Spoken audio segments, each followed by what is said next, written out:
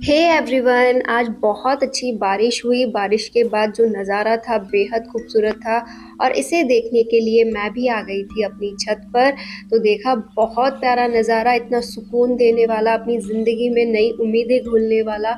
ऐसा माहौल देखकर मन को बहुत शांति मिलती है। मैं आपसे भी कहूँगी कि ज़िंदगी में खूबसूरत लम्हे चुरा लेने चाहिए, नहीं तो ये जिम्मेदारियाँ हमें कभी फुर्सत के पल आने ही नहीं देगी। कि आप सोचें कि नहीं, मेरा वक्त आएगा जब मुझे फुर्सत मिलेगी और मैं ढेरों अपने लिए खुशियाँ समेट लूँगी, लेकिन ऐसा वक्त बेहद मुश्किल से आता है। तो हमें अपने लिए अभी से जीना स्टार्ट करना होगा, अपने लिए अभी से समय निकालना स्टार्ट करना होगा। से बस यही रिक्वेस्ट है कि अपनी लाइफ का जो भी गोल आपने सेट किया है कि हाँ, मुझे इस एग्ज़ाम की प्रिपरेशन करनी है, या फिर जो भी आप अपनी लाइफ में बनना चाहती हैं, उस पर बने रहें। साथ ही अपनी ज़िंदगी में अपने लिए वक्त ज़रूर निकाल कर फुर्सत के पल ज़रूर बिताया करें, क्योंकि कोई भी हमें आकर ये नहीं कहेगा कि कुछ वक्त अपने साथ बिता लो, कुछ वक्त तुम भी अपने लिए जी लो। मुझे यहाँ बहुत अच्छा लगा। एकाएक मैंने अपने लिए बहुत कुछ ऐसी मेमोरीज़ कलेक्ट की जो मुझे ये फ़ील करवाती है कि मेरा वजूद है, अभी भी ये खुला आसमान मेरे लिए है और मुझे यहाँ पर अपने लिए एक उड़ान भरनी है। और इसी प्यारी-सी सोच के साथ मैं पहुँच गई थी अपने लिए पढ़ने का मन बनाकर कि हाँ, बस अब मुझे पढ़ लेना चाहिए। बहुत अच्छा लगा, बहुत खुशी मिली चारों तरफ देखकर। अब वापस से अपने गोल पर फ़ोकस करने की देर थी। मैं फिर से पढ़ने आ गई थी। मैंने अपने लिए सब कुछ व्यवस्थित कर लिया था कि हाँ, चलो अब पढ़ने बैठ जाते हैं। इस समय मेरे बच्चे स्कूल गए हुए होते हैं, तो मैं अपने घर के जितने भी ज़रूरी काम होते हैं, वो सभी करते हुए बस पढ़ना ही पसंद करती हूँ और इस समय पढ़ने बैठ जाती हूँ, क्योंकि ये वक़्त जो होता है, इसमें किसी भी प्रकार का डिस्टर्बेंस नहीं होता है। तो आप भी यदि किसी भी एग्ज़ाम की तैयारी कर रही हैं, चाहे वो आरपीएससी रिलेट हो या फिर कोई भी यूपी टेट वगैरह, कोई भी एग्ज़ाम जिसकी आप प्रिपरेशन कर रही हैं, तो प्लीज़ अपने लिए एक शेड्यूल ज़रूर बनाएँ। मैंने भी अपने लिए एक स्टडी टाइम टेबल बना रखा है कि सुबह मुझे 4 बजे के समथिंग उठना है और जितनी भी कोशिश हो सके, जैसे अभी मैं 6 बजे तक ही पढ़ पाती हूँ, तो 4 बजे से लेकर 6 बजे में मुझे डेढ़ घंटे की पढ़ाई मिल जाती है। और यहाँ पर बिना किसी डिस्टर्बेंस अगर आप डेढ़ घंटा या 1 घंटा भी निकाल लेती हैं, तो पूरे दिन आप एनर्जेटिक हो जाती हैं कि हाँ, मैं कुछ कर सकती हूँ, मुझे अपने टारगेट्स अचीव करने हैं, और इसी फीलिंग के साथ आप पूरे दिन बहुत अच्छे से बिता पाती हैं। और फिर बहुत अच्छे मन के साथ बिना किसी डिस्टर्बेंस के मैं दोबारा से दोपहर में 11 बजे के बाद पढ़ने बैठ जाती हूँ। जैसा कि अभी आप देख पा रहे हैं, ये मेरे पढ़ने का टाइम होता है।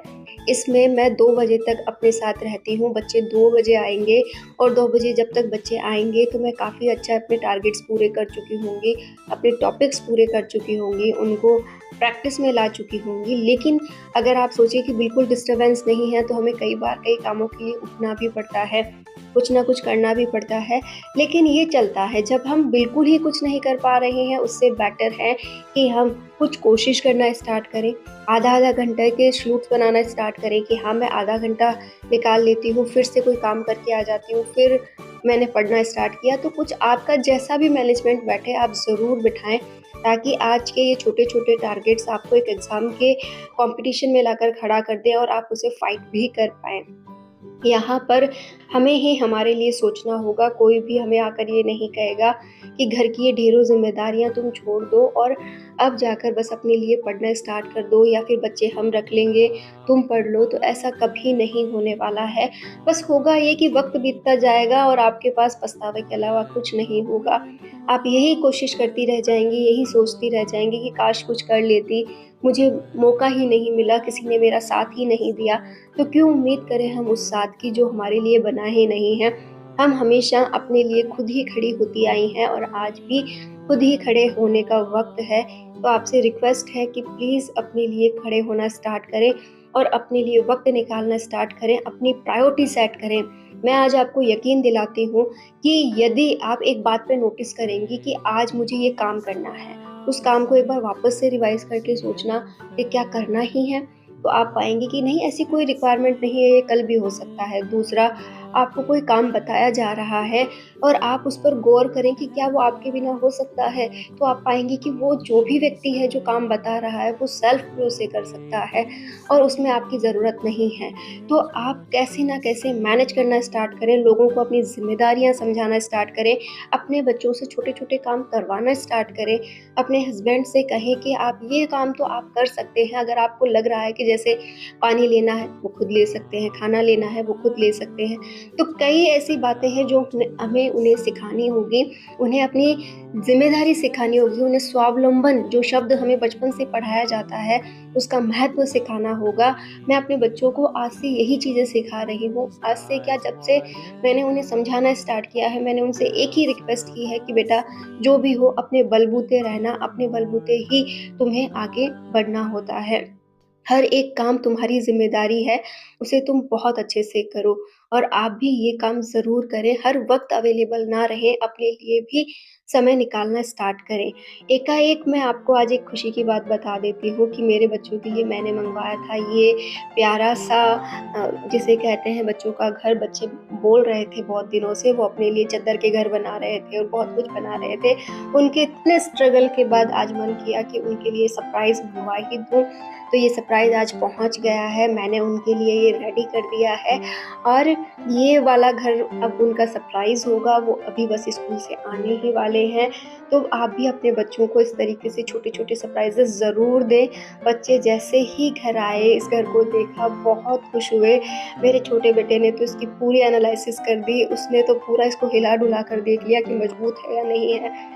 बड़े वाले को तो फिर भी थोड़ा प्यारा लगा, वो आराम से देख रहा था, लेकिन उसने इसकी पूरी मतलब तहकीकात नहीं करते कि पुलिस आई हो और उसका पीछा मतलब पूरा देख रही हो कि क्या इसमें कैसा रहेगा, पूरा चेक किया है इसने और उसके बाद इसका यूज़ करने वाला है।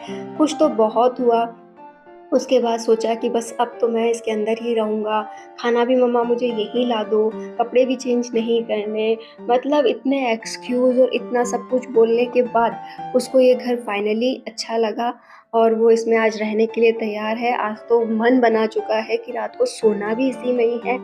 तो आप भी अपने बच्चों के साथ कुछ ना कुछ करती रहा करें, क्योंकि हमारी ज़िंदगी हम और हमारे बच्चे ही होते हैं। तो बच्चों की स्क्रीनिंग टाइम को आप प्लीज़ कम करें और उन्हें किसी न किसी काम में बिज़ी रखें। मैं अपने बच्चों के साथ ज़्यादा से ज़्यादा समय बिताती हूँ और उन्हें बिज़ी रखने की कोशिश करती हूँ कि उन्हें ये बेवजह की चीज़ें याद ही ना आए, फ़ोन वगैरह, टीवी वगैरह का वो इतना मन करे ही ना। तो आप भी अपने बच्चों के साथ समय बिताया करो, आप भी अपने लिए समय निकाला करो। तो मैंने उन्हें दिया खाना वगैरह और वो अच्छे से अपने आप को एन्जॉय कर रहे हैं, घर देख रहे हैं और वहीं पर बैठे-बैठे थोड़ा-सा खेल रहे हैं। तो मैंने सोचा एक थोड़ा-सा टॉपिक पेंडिंग था, उसे करके आ जाती हूँ। तो मैं वापस से आ गई अपने टॉपिक को पूरा करने के लिए।